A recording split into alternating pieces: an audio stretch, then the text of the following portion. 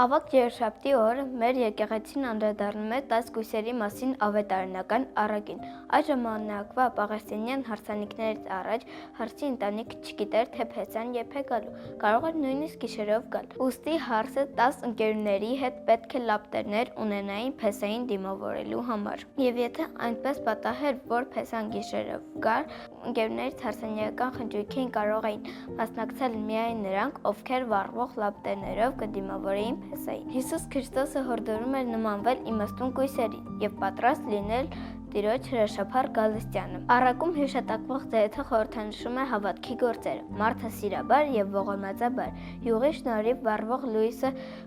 հոգու եւ մարմնի մաքրությունը։ Դեռևս Դանիել մարգարեն հորդորում էր. «Քո մեղքերը քավիր ողորմությամբ եւ քո անօրենությունները աղքատին գթալով, թերևս Աստված համբերատար լինի քո հանցանքների նկատմամբ»։